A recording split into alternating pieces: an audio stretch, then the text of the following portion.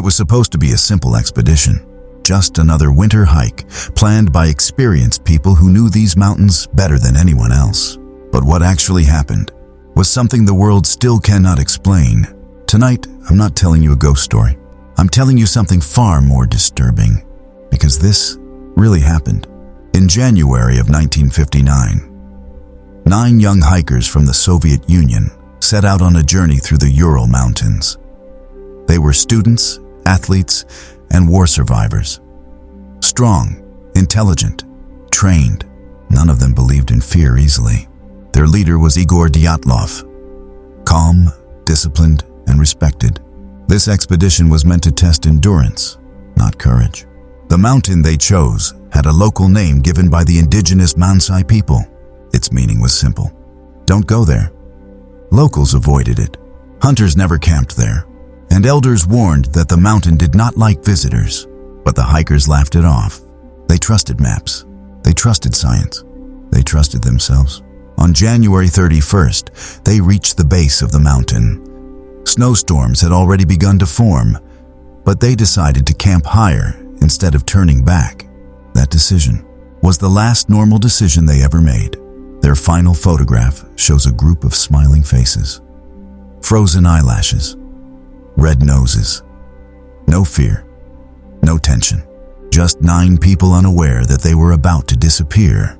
That night, temperatures dropped below -30 degrees Celsius. Wind howled like something alive, something angry, and sometime after midnight, something happened inside that tent. Investigators would later find the tent ripped open from the inside, not unzipped, not opened calmly, slashed. The cuts were chaotic, desperate, as if whoever was inside wanted to escape immediately, without thinking. What makes this terrifying is not just the tent.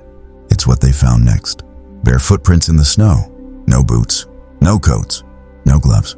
9 people ran out into a frozen nightmare, some wearing only socks, some barefoot. Ask yourself this: what kind of fear makes trained hikers run half-naked into a deadly storm? The footprints told a strange story. They weren't running wildly. They were walking, almost calmly, as if something worse than the cold was behind them. The trail led downhill into the forest. There, under a massive pine tree, investigators found the remains of a small fire. 2 bodies lay nearby. Their hands were burned, as if they tried desperately to keep the fire alive. Their feet were frostbitten black, but the strangest detail: the branches of the tree were broken 5 meters high. Someone had climbed it, not to escape the cold, but to look at something or someone. Further into the woods, 3 more bodies were discovered, frozen in positions suggesting they were trying to return to the tent. They never made it. And then the search stopped, because 4 of them were missing for 2 full months. When spring finally arrived and the snow melted, the remaining bodies were found in a ravine. And this is where the story becomes something else entirely. Their injuries did not match the environment.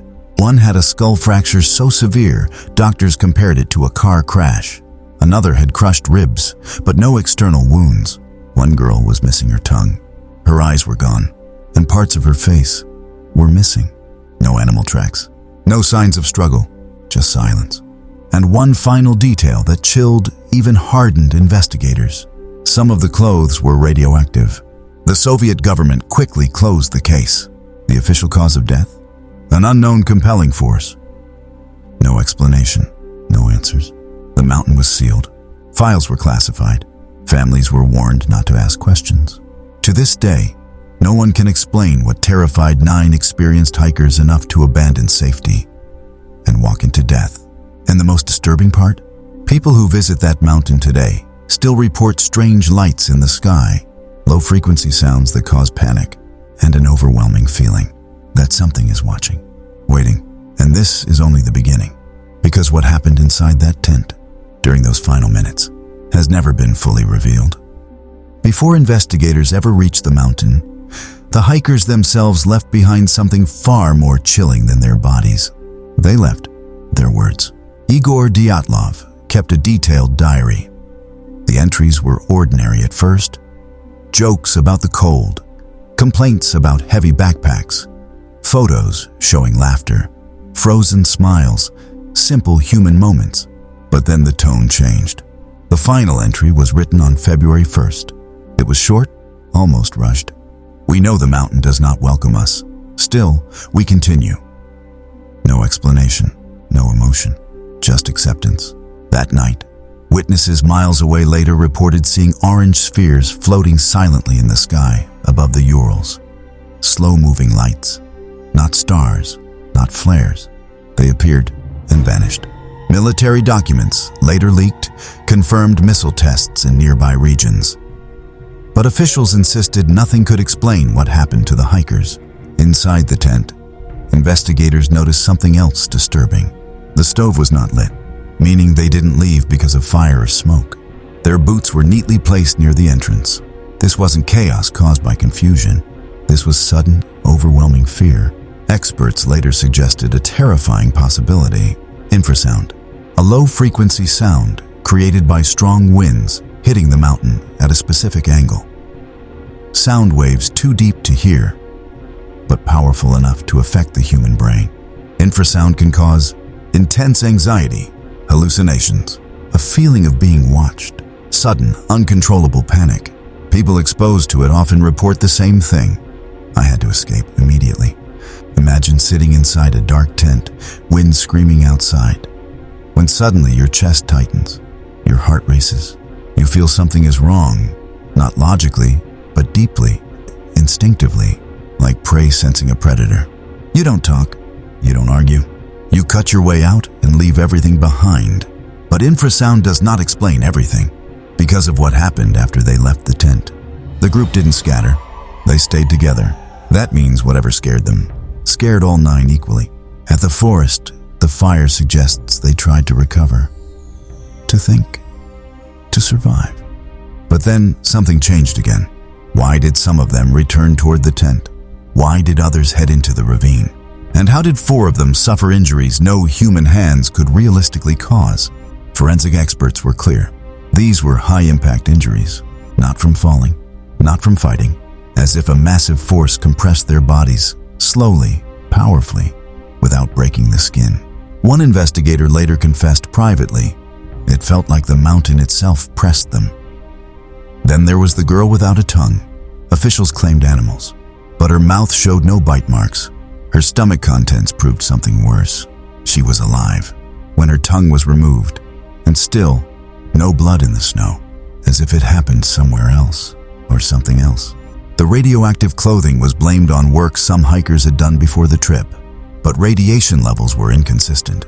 Higher on the inside, lower on the outside, as if exposure came from proximity, not environment.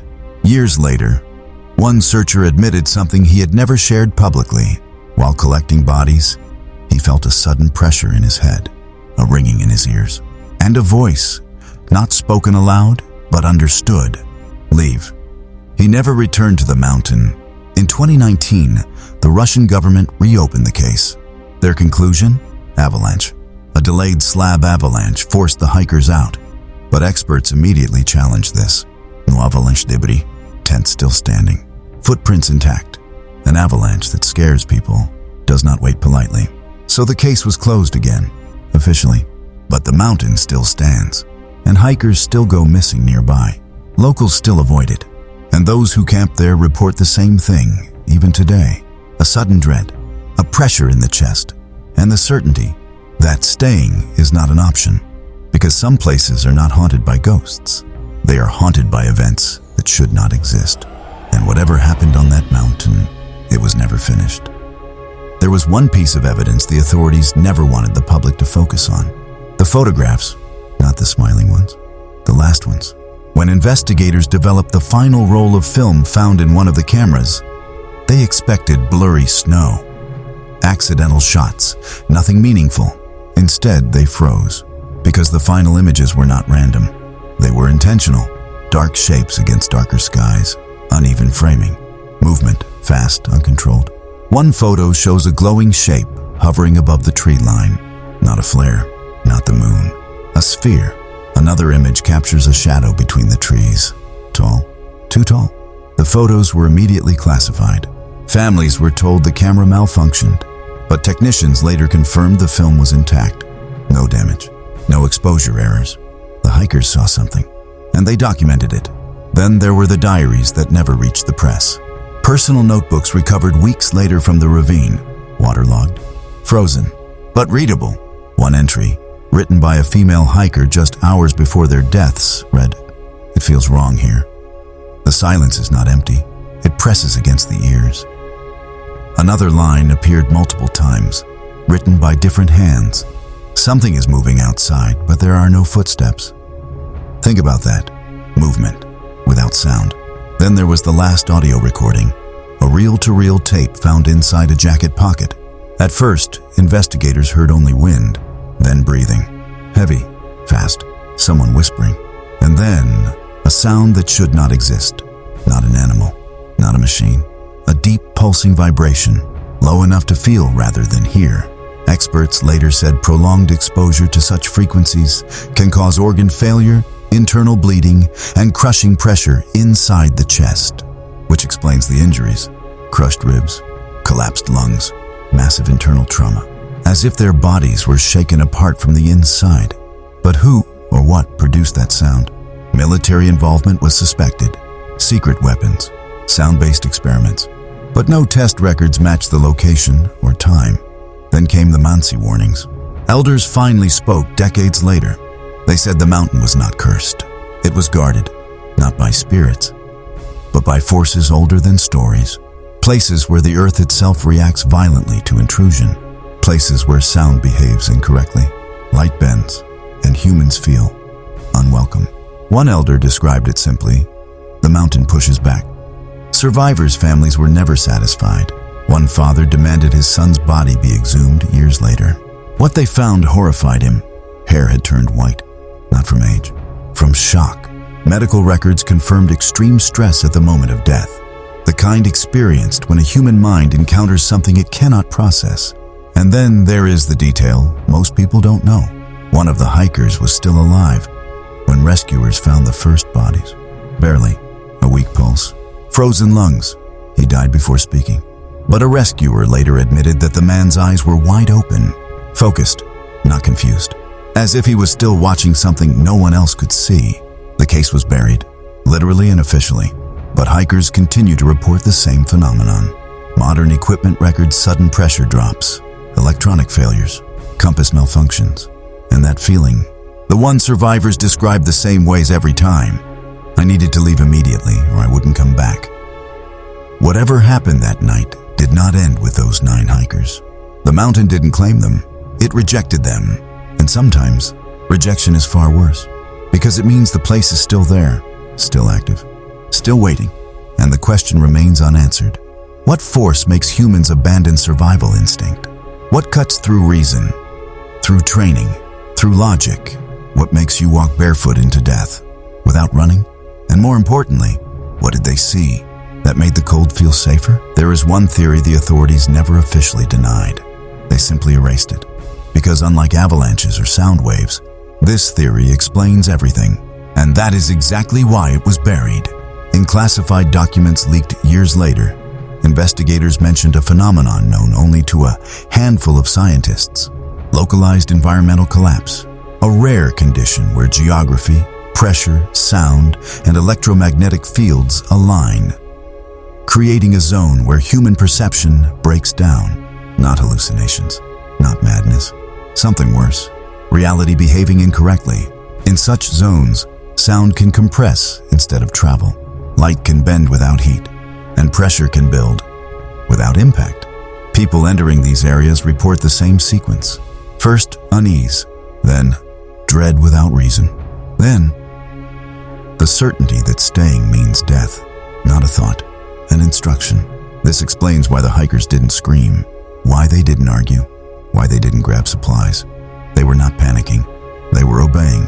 The mountain's shape created a natural resonance chamber. Wind passing over it generated standing waves, invisible, inaudible, but powerful enough to vibrate organs, disrupt balance, and collapse internal structures. This wasn't an attack, it was exposure. And the tent? The tent wasn't ripped open to escape danger. It was cut open because the entrance felt too far away. People exposed to extreme perceptual distortion lose spatial judgment. Left feels wrong.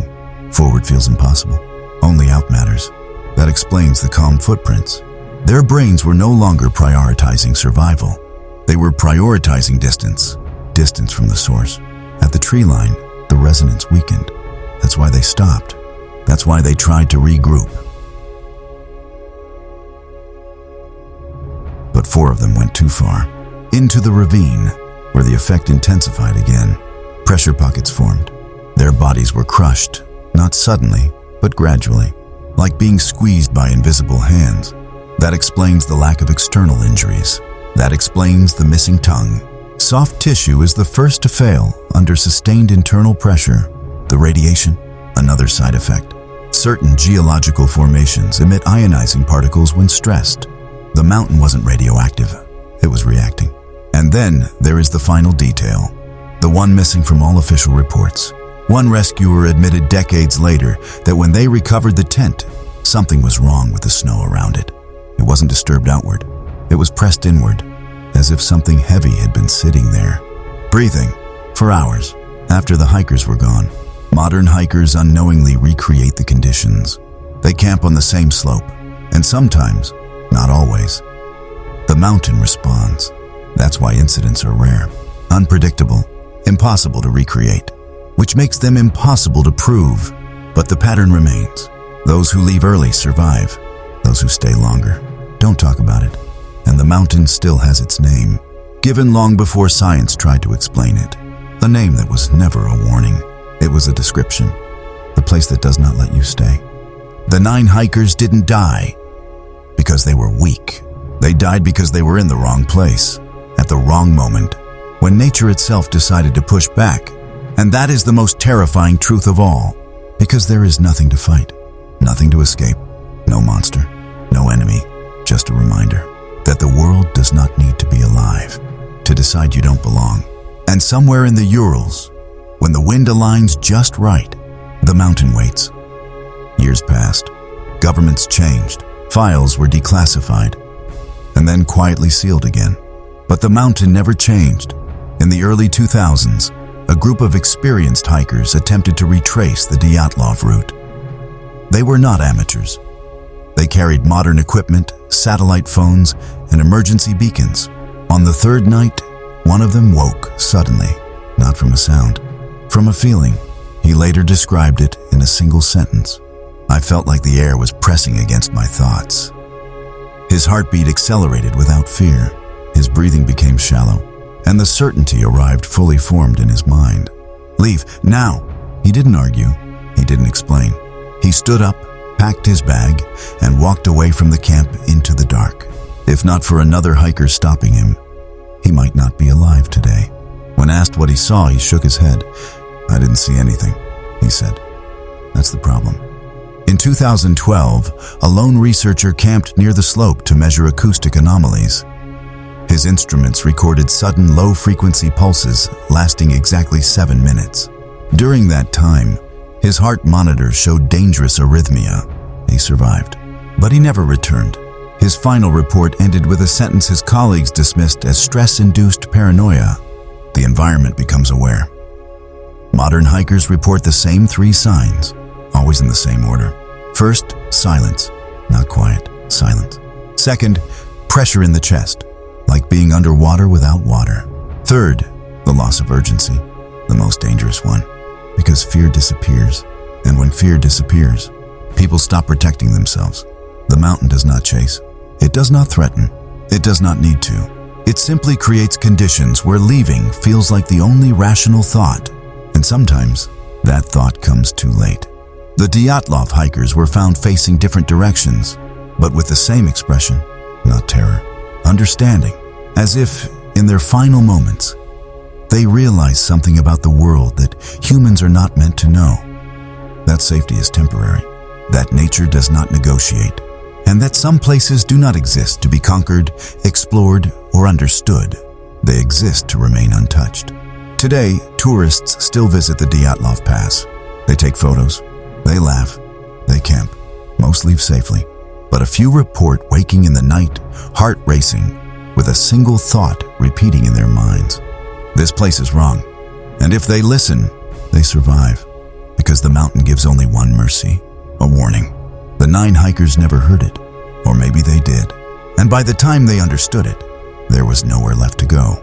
So if you ever find yourself in a place where the air feels heavy, where silence feels deliberate, and where leaving suddenly feels urgent, don't question it, don't wait, don't try to understand, just leave. Because the most dangerous horror is not something that hunts you, it's something that convinces you that staying is a mistake. And some places will never forgive you for being there.